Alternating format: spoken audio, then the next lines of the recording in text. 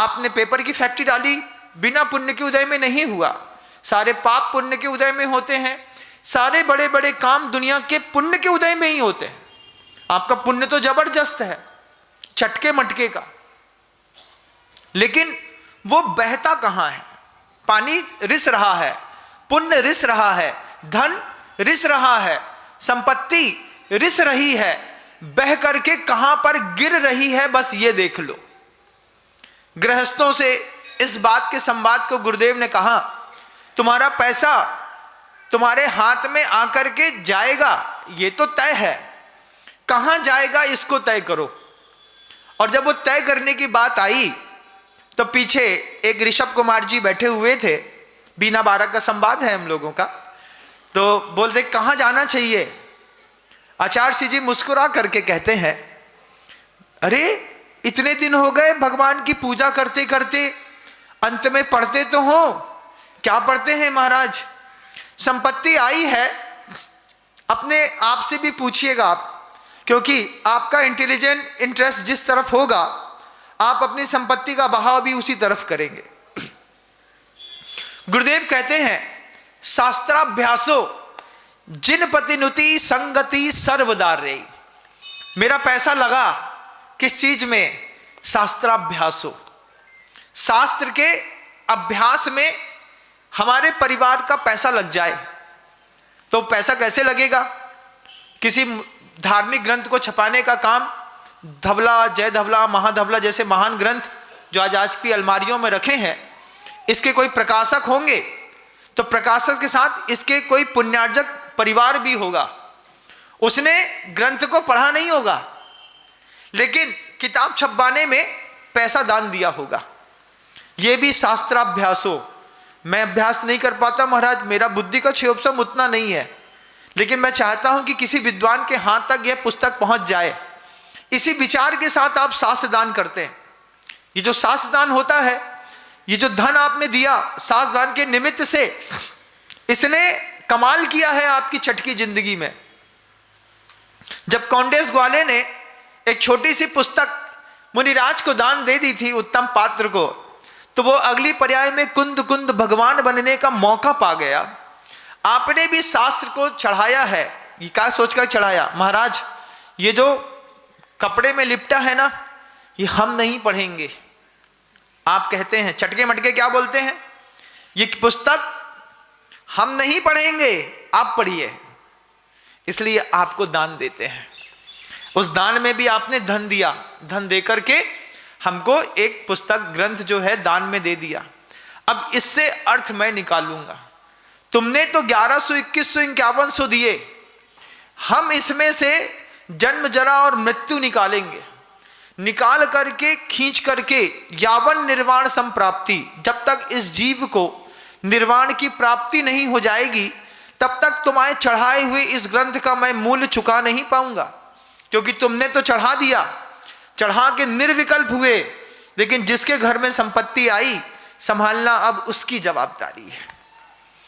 कितना मजबूत है शास्त्र दान देना, कितना मजबूत है शास्त्र दान का, दिए गए दान का उपयोग करना। दिया है तो व्यर्थ नहीं जाएगा, वो निकलेगा। कहाँ निकलेगा? समय पर निकलेगा, क्योंकि अभ्यास शास्त्राभ्यास हो। लेकिन चटका मटका क्या करता है? पैसे दे करके किताब को बढ़िया बांध करके साधु को देता है और खुद शस्त्राभ्यासों में लग जाता है। हमसे बोलता है शास्त्र का अभ्यास करो, हम जब तक शस्त्र का अभ्यास करते हैं। तो आप शस्त्र के अभ्यास में लगे हैं। बोलो हाँ महाराज, हम तो चलाते नहीं। आप भले ही बंदूक ना चलाते हो, लेकिन मुंह की बंदूक तो खूब चलाते होंगे। जुबान से हिंसा, जिसको आचार्यों ने डोमेस्टिक वायलेंस कहा है, घरेलू हिंसा, कितने परिवार ऐसे हैं जो नहीं करते? कितने परिवार ऐसे हैं जो अपने घर में सुबह से लेकर शाम तक एक बार डोमेस्टिक वायलेंस नहीं करते? आप बताइए मुझे। एक ना एक सुबह से लेकर शाम तक एक बार तो चिल्लाते होंगे, कभी तो गाली निकलती होगी। ये भी तो एक बंदूक है महाराज, इधर की नहीं उठाई, इधर की उठाई। और जब वो बंदूक उठती है तो छोटी मोटी नहीं उठती। जुबान की बंदूक सबसे गहरी होती है, आचार्यों ने 10 प्रकार की भाषाएं आगम ग्रंथों में लिखी हैं, जिसमें कहते हैं अयमाणनी, ऐसी भाषा बोली कि सामने वाले को अति मान पैदा हो गया, देख लेंगे हम तुमको, भाषा का कमाल है। फिर मज्झंग किसा, क्या हुआ, 20 से दिल के 2 टुकड़े हो गए, जीने की इच्छा ही खत्म हो गई, आत्महत्या कर ली। कितना बड़ा कत्ल हुआ।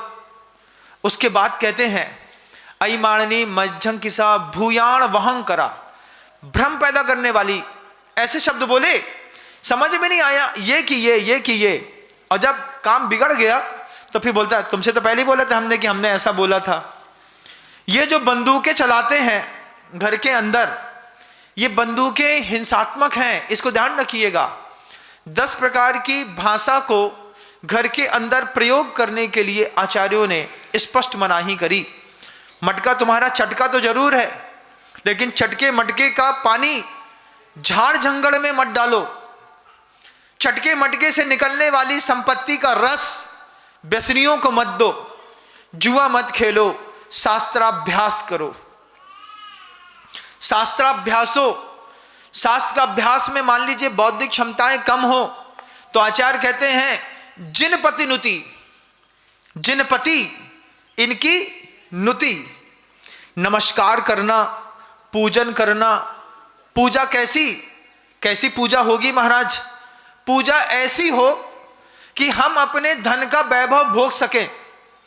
तुम्हारे गोल्ड की चैन को देख करके 4 महिलाएं पूछेंगी चैन कहां से ली, लेकिन तुम्हारे घर से लाई हुई द्रव्य को जब तुम मंदिर में चढ़ाओ और पूरे गांव में चर्चा हो कि केकड़ी वाली वो जो बड़ी दादी है ना, उसकी जो द्रव्य है वो देखने लायक है महाराज। क्या देखने लायक है? लंबे चावल बेबी बांड केसर से बिल्कुल सने, जहां चढ़ाया वहां पे पूरे एरिया में केसर की खुशबू फैल जाए। तुम्हारी बादाम इतनी बड़ी, छिटके इतनी बड़ी। अभी तो बादाम बाजार में जाते हैं तो कौन सी बादाम लाते हैं? कड़वी बादाम देना बेटा, छोटी वाली देना। कितनी? 1 किलो में 2000 पीस चढ़े। अरे ऐसी कोई लाओ कि 1 किलो में मुश्किल से 50 पीस चढ़े। इतनी बड़ी बड़ी हो, माली उठाए तो सोचे कि दाता कैसा, और कोई चढ़ाने द्रव्य आए तो कहे अरे हम तो ये बिना धुला चावल चढ़ा रहे हैं, ये कौन है? जिनपति नुति, ये कौन है जो ऐसी गजब की द्रव्य रोज चढ़ाता है? जय जैन दोस्तों, अगर आपको मेरी वीडियो अच्छी लगती है तो प्लीज़ मेरे चैनल को लाइक, शेयर, सब्सक्राइब करिए और इसी तरह से अपना प्यार देते रहिए। धन्यवाद।